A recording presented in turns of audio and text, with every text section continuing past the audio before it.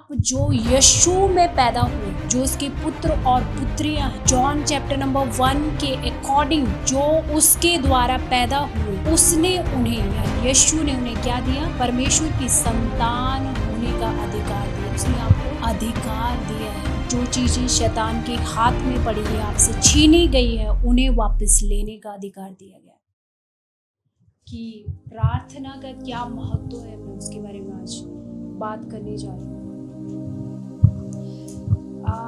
Prayers हम सबको पता है कि प्रेयर्स बहुत इम्पोर्टेंट है एंड परमेश्वर जो है ना आपकी इनविटेशन को चाहता है, आपके निमंत्रण को चाहता है।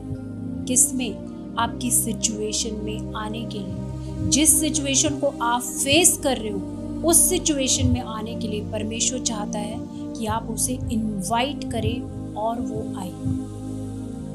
जब आप इनवाइट करते हो तो परमेश्वर उस सिचुएशन को अपने कंट्रोल में लेता है। बट अपार्ट फ्रॉम दिस, इसके अलावा उसने आपको क्या दिया है? उसने आपको अधिकार दिया है। अधिकार दिया है। जो चीजें शैतान के हाथ में पड़ी है, आपसे छीनी गई है, उन्हें वापस लेने का अधिकार दिया गया। लिखा है कि तुम मेरे नाम से दुष्ट आत्माओं को निकालोगे। तो उसमें क्या स्पेसिफिक लिखा गया? क्या बोला कि पास्टर्स निकालेंगे? नहीं, तुम मेरे नाम से दुष्ट आत्माओं को निकालोगे। यानी आप जो यीशु में पैदा हुए, जो परमेश्वर से पैदा हुए, जो उसके पुत्र और पुत्रियां हैं, जॉन चैप्टर नंबर 1 के अकॉर्डिंग जो उसके द्वारा पैदा हुए, परमेश्वर से पैदा हुए, उसने उन्हें यानी यीशु ने उन्हें क्या दिया? यीशु ने उन्हें परमेश्वर की संतान होने का अधिकार दिया। और वो जब आप अधिकार को लेते हैं और अपनी सिचुएशन में जब आप परमेश्वर को इनवाइट करते हैं और साथ में उस अधिकार को लेते हैं, परमेश्वर आपकी सिचुएशन को चेंज नहीं करता है। कौन करता है फिर? उसने आपको अधिकार दिया है। He is not going to change that situation, but you will change that situation. आप चेंज करेंगे अपने अधिकार को लेके। आप उसे पूरी तरह से बदलने वाले, जैसे आप चाहते हो वैसे आप बदलने वाले। क्यों? क्योंकि आपको अथॉरिटी मिली है। जीसस ने आपको ये अथॉरिटी दी है। हालेलुया। वो हम प्रेरितों की सबने निकाल दिया। अब हम पहले वर्स 1 से लेके 5 तक पढ़ेंगे। उस समय हेरोदेस राजा ने कलीसिया के कई व्यक्तियों को सताने के लिए उन पर हाथ डाले। ये कब की बात है? जब यीशु यहाँ से जीवित उठा लिए गए, उसके बाद जो प्रेरितों ने काम स्टार्ट किए, उसके बाद हेरोदेस उस टाइम का हेरोड किंग था उस जगह का, उस देश का। और उसने क्या किया? कलीसियों के कई व्यक्तियों को सताने के लिए उन पर हाथ डाले जो विश्वास में थे उन पर। उसने यूहन्ना के भाई याकूब को तलवार से मार डाला। जब उसने देखा कि इससे यहूदी लोग आनंदित होते हैं तो उसने पतरस को भी पकड़ लिया। अब याकूब जो जबदी जो था, उसके जो 2 पुत्र थे जो मछुआरे, जब ये उनमें से एक था, यूहन्ना का भाई था याकूब। इसको मरवा डाला किसने? हेरोद ने। और उसने देखा कि इससे ना यहूदी लोग बड़े खुश होते हैं, आनंदित होते हैं, तो उसने क्या किया? पतरस को भी पकड़वा दिया। किस लिए पकड़वाया? ऑब्वियसली जैसे याकूब को मारा गया वैसे ही वो पतरस को भी मार डालना चाहता था। अब यहाँ पे इम्पोर्टेंस प्रेयर की क्या है? जब याकूब को पकड़ा होगा तो शायद मैं ये समझती हूँ कि उन्होंने वो सुरक्षा के लिए प्रार्थना नहीं की होगी और वो क्या हुआ? मर गया। अब किसको नुकसान हुआ? याकूब तो परमेश्वर के पास चला गया, हेवन में चला गया, उसका कोई नुकसान नहीं हुआ। ना ही और किसका? और नुकसान किसका हुआ? कलीसिया का, क्योंकि जो मिनिस्ट्री उसके द्वारा स्टार्ट होनी थी, याकूब के द्वारा, उसका नुकसान हुआ। तो जब इसको पतरस को पकड़ा गया कि इसको भी मरवा डालें, और ऑफ कोर्स उसे मारने के लिए ही पकड़ाया था। तो जब उसने देखा कि यहूदी लोग इससे आनंदित होते हैं, तो उसने पतरस को भी पकड़ लिया। वे दिन अखमीरी रोटी के दिन थे। उसने उसे पकड़ के बंदी गृह में डाला और 4-4 सिपाहियों के 4 पहरों में रखा। कितनी कड़ी सुरक्षा थी, इस विचार से कि फसह के बाद उसे लोगों के सामने लाए। बीच में फसह थी, उसके बाद उसे लोगों के सामने लाना था। और सिक्योरिटी देखो क्या लिखा है, 4-4 सिपाहियों के 4 पहरों में रखा गया था। कितनी कड़ी सुरक्षा थी। बंदी गृह में पतरस बंद था, परंतु कलीसिया उसके लिए लौ लगाकर परमेश्वर से प्रार्थना कर रही थी। हालेलुया। पहले जब याकूब को पकड़ा था तो नहीं लिखा है कि कलीसिया प्रार्थना कर रही थी, लेकिन जब पतरस को पकड़ा गया तो कलीसिया लौ लगा के, यानी विदाउट सीजिंग, बिना रुके प्रार्थना में लगे हुए थे। तो क्या हुआ? पहली बात जब हम देखते ना, इसमें लिखा है कि 6 में देखो नीचे, जब हेरोदेस उसे लोगों के सामने लाने को था, उसी रात, मतलब पहली रात, पतरस 2 जंजीरों से बंधा हुआ 2 सिपाहियों के बीच में सो रहा था। जिसे पता है कि कल उसे मर जाना है, वो सो कैसे सकता है? This is the peace of God, जो उसके ऊपर इतनी शांति थी कि उसे डर नहीं लग रहा था कि मर जाऊं तो मर जाऊं। बट क्या हुआ? कलीसिया जो थी वो लौ लगा के बिना रुके प्रार्थना कर रही थी। तो उस प्रार्थना का असर क्या हुआ? वो प्रार्थना क्या करती है? उन प्रार्थनाओं ने, यानी गॉड ने, प्रभु ने याकूब की सिचुएशन को चेंज नहीं किया, क्योंकि वहां प्रार्थना के बारे में कुछ नहीं लिखा है। लेकिन यहाँ पे लिखा है लौ लगा के कलीसिया प्रार्थना कर रही थी। तो क्या हुआ उस प्रार्थना में? जो उन्होंने अथॉरिटी ली होगी उसके बाद क्या हुआ? तो देखो प्रभु का, 7वें में हम पढ़ेंगे, तो देखो प्रभु का एक स्वर्गदूत आ खड़ा हुआ और उस कोठरी में ज्योति चमकी। उसने पतरस की पसली पर हाथ मारा और उसे जगाया। कितना गहरी नींद में सो रहा है कि वहां पे जब वो स्वर्गदूत प्रकट हुआ उस जेल के अंदर, तो ज्योति चमकी, लेकिन उस ज्योति के चमकने से भी पतरस की नींद नहीं खुली। क्या हुआ? उसकी पसली पे उसको हाथ मारना पड़ा कि उठ जा। What kind of peace it is? ये प्रभु की ही ऐसी शांति हो सकती है कि दूसरे दिन पता है कि मुझे मरना है, लेकिन वो सो रहा है।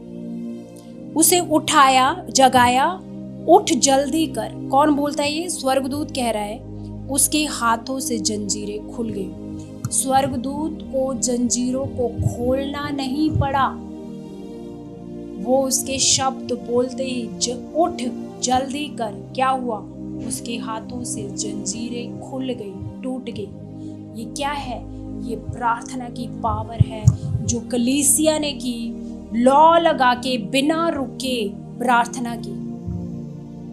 हालेलुया। सो आप भी जब किसी सिचुएशन, देखो यहाँ पे लिखा है कि उसके हाथों से जंजीरें खुद ही खुल गई, खोलने की जरूरत नहीं पड़ी। तब स्वर्गदूत ने उससे कहा, कमर बांध, अपने जूते पहन। उसने वैसा ही किया। फिर उसने उससे कहा, अपना वस्त्र पहनकर मेरे पीछे हो ले।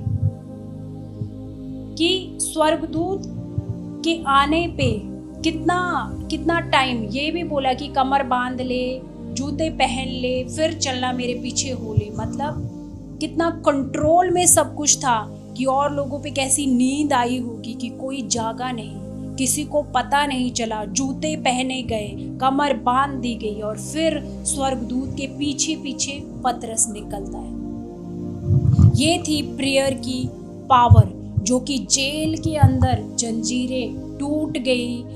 पतरस के जो हाथों से जंजीरें वो खुद ही खुल गई और वो वहां से बाहर निकला। सो जब आप अपनी लाइफ में कोई ऐसी सिचुएशन को फेस करते हैं जो बदल नहीं रही है या बहुत बड़ी है, प्रार्थना की पावर, प्रार्थना उसे पूरी तरह से बदल सकती है। आप उसे पूरी तरह से बदल सकते हो। यू इनवाइट द लॉर्ड, आप परमेश्वर को इनवाइट करें अपनी सिचुएशन में और अपने अधिकार को ले और उस सिचुएशन को चेंज करें, क्योंकि परमेश्वर चाहता है आप चेंज करें। अगर बिना प्रार्थना के सिचुएशन चेंज होती तो याकूब मरता नहीं, उसे मारा नहीं जाता। लेकिन यहाँ पे पतरस के लिए कलीसिया ने प्रार्थना की, याकूब के लिए नहीं की थी, तो इसीलिए पतरस की सिचुएशन बदली, याकूब की नहीं बदली। हालेलुया। लिखा है कि धर्मी जन की प्रार्थना के प्रभाव से बहुत कुछ हो सकता है। हालेलुया। क्या आप धर्मी हैं? क्यों धर्मी हैं? क्योंकि आपने प्रभु यीशु मसीह की धार्मिकता को 100% रिसीव किया। आप धर्मी नहीं थे, लेकिन आप उसके लहू के द्वारा धर्मी हुए। ओके, जेम्स यानी याकूब, इसी की जो अभी मरा था याकूब, इसी की पत्री है 5:16 से लेके 17 तक।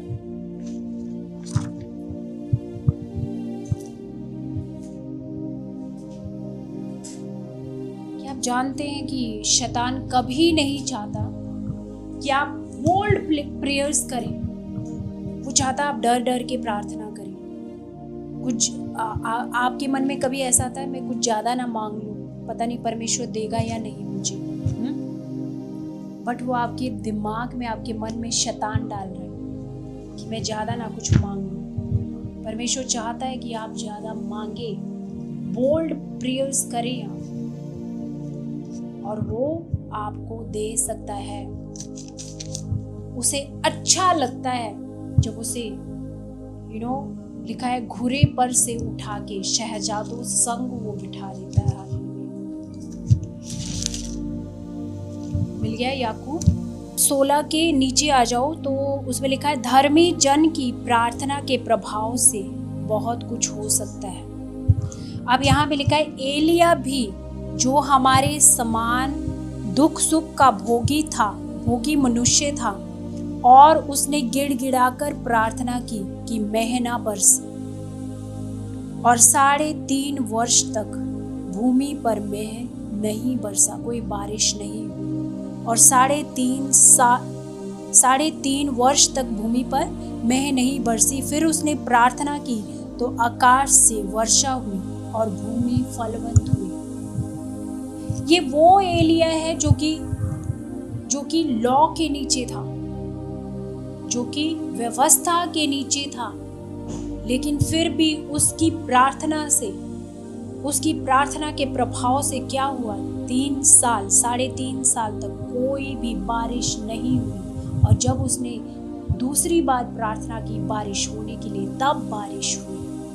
तो आप सोचिए आपको प्रभु ने कितनी पावर दी होगी, क्योंकि आप तो उस अनुग्रह के नीचे हैं जो यीशु मसीह के द्वारा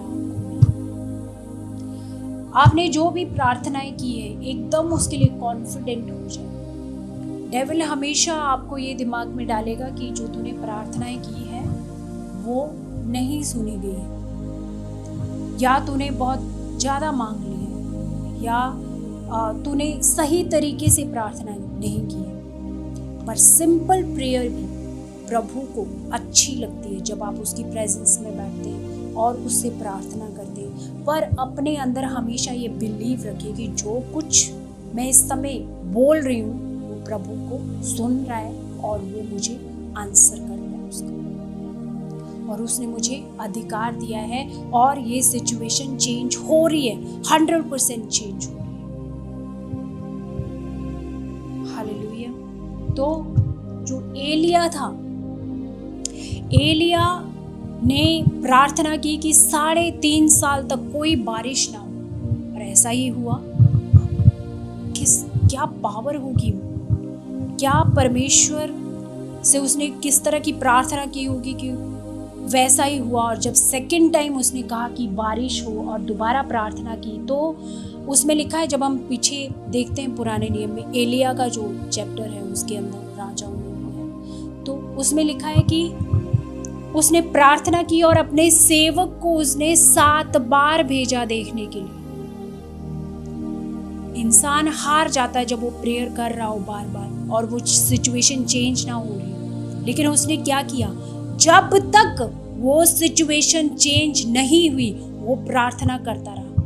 लास्ट में जो उसका सेवक था वो ये बोलने के लिए आया कि मैं एक मुट्ठी भर बादल को देखता हूँ आकाश में। फिर वो रुक गया नहीं, उसने दोबारा प्रार्थना की और बारिश हुई। हालेलुया। सो आपकी कांस्टेंट प्रेयर, लगातार प्रार्थना, बिना रुके प्रार्थना, ऐसा हो ही नहीं सकता कि फल ना लेके आए, ऐसा हो ही नहीं सकता कि आपकी सिचुएशन को ना चेंज करे। बट डेविल को अच्छा लगता है कि वो आप में डर डाले कि तेरी प्रार्थना नहीं सुनी जा रही है, तू सही तरीके से प्रार्थना नहीं कर रहा है। वो आपके अंदर इस डर को, इस एहसास को भी डालेगा कि तू धर्मी नहीं है, इसीलिए तूने तो देख ये किया, वो सारी चीज़ों को तेरे सामने लेके आएगा। पर वहाँ पे क्या होना चाहिए, वहाँ आप अपने आप को यीशु के लहू में ढका हुआ देखिए, क्योंकि लिखा है कि परमेश्वर जो है आपको नहीं देखता है।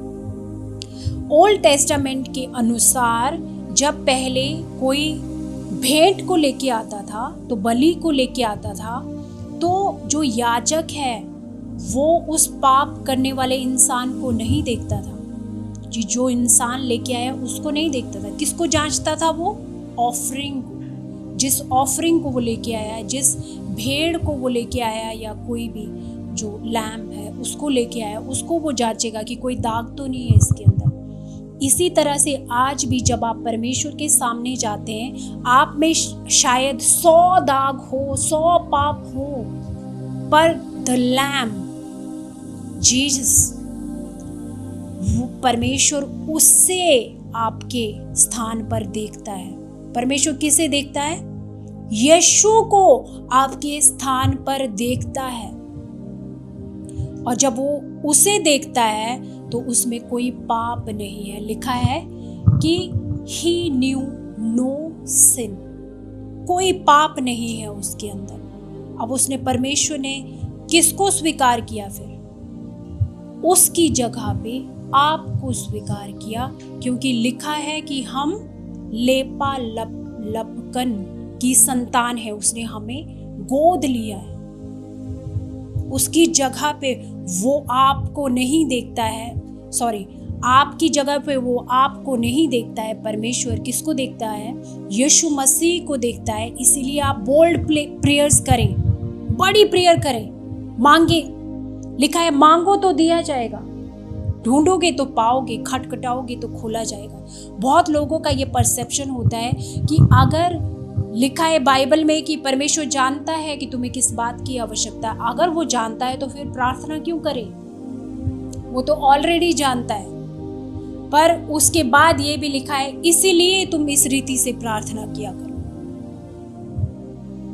तो प्रार्थना करना इम्पोर्टेंट है। प्रार्थना आपके बड़े बड़े पहाड़ों को हटा सकती है। जितना बलवान, जितना पावरफुल इंसान अपने घुटनों पे है, वो और किसी चीज में इतना पावरफुल नहीं।